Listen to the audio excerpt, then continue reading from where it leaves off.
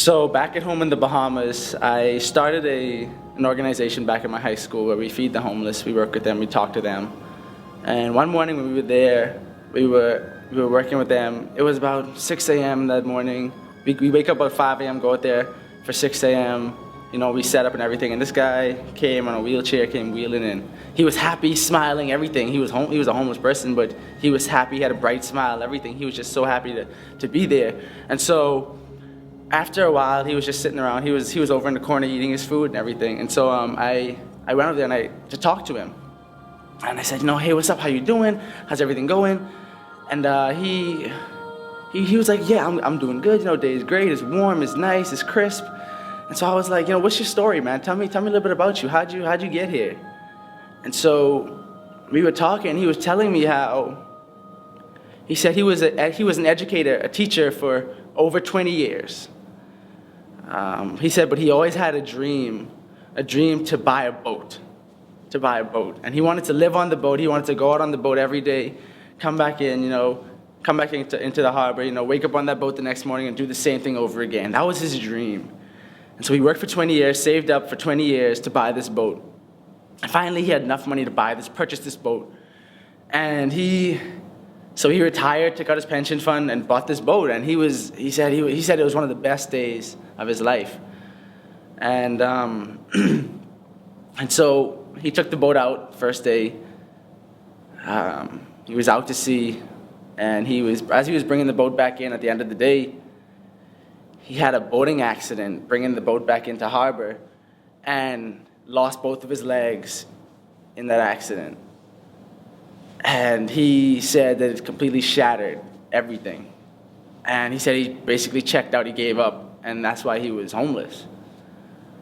Now, to me, that event, I will never forget it, because oftentimes when we see homeless people or people going through things, we look at them, we point fingers, and we talk about them as opposed to talking to them.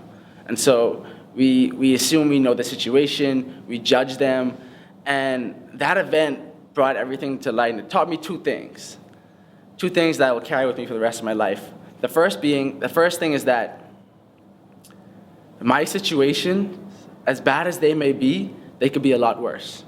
And so it taught me to be thankful for what I have in my life right now, even the hard times, the good times, the hard times. And because I know that during the hard times, it could be 10 times worse, and during the good times, it's a good time. So, I always, when life gets hard, when life gets rough, I always remember that. I always remember that no matter how bad it gets, there's always someone out there that wishes they were in my shoes. And so it keeps me grateful, it keeps me positive, it keeps me thankful. The second thing it taught me is that everyone in this world has a battle that they're fighting. They have something that they're fighting. And they go through life, and the life we live is just so stressful, so overbearing on us, and sometimes people just don't make it through that situation. I remember the guy, he said, we're not homeless. He said we're lost. Lost in that they went through a situation and they didn't make it through it. Or they're still trying to make it through it. And to me that's powerful, because people make mistakes. Life happens, but that's when good people need to come around and do something to change the situation, to help out that person. And so that's the way I live my life, and I feel that story really embodies, and things I learned from it really embodies what I want to do in life, in terms of when you make an observation, you have an obligation.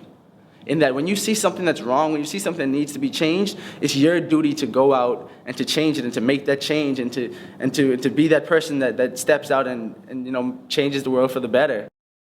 I want to encourage people. I want to say that if you're watching this video, be encouraged.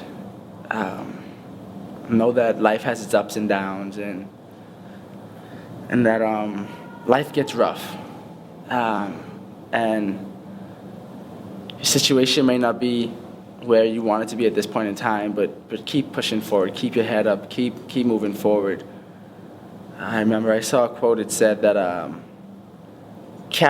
strong character is formed in the valley when you're down in the valley, when your back is up against the ropes, when nothing is going good, when you feel as though everything is working against you. That's when strong character is formed. It's not formed when you're up on the hill. When you're up on the hill and everything is going great, you know. And so I want to say that if you're in that difficult situation, keep on moving forward. Keep your head up. Keep moving forward, because life gives and it takes, man. Life gives and it takes. And that's something I've learned over my life is that the life we live is a beautiful life. It's a beautiful thing, but there's so much in it that can distort it, you know, that can distort this beautiful thing. I feel like everything can be used for good and everything can be used for evil, and the same thing goes to this life we live. And just know that everyone is dealing with a situation. Reach out to someone. I always say that everyone should be a mentor and a mentee at the same time. You should be teaching someone. You should be helping them through that situation. But at the same time, you should have someone that you can talk to who should be helping you through your situation. It's a chain that keeps moving. It's a chain. It's this bond that we need to build. And so I just want to say that, you know, as bad as the situation gets, keep moving. Be thankful for your situation and find the positivity and find the goodness in it and learn from it. You know, there's no such thing as a failure if you learn from it. You know, so just keep moving forward, man. Keep moving forward. Have that positive impact.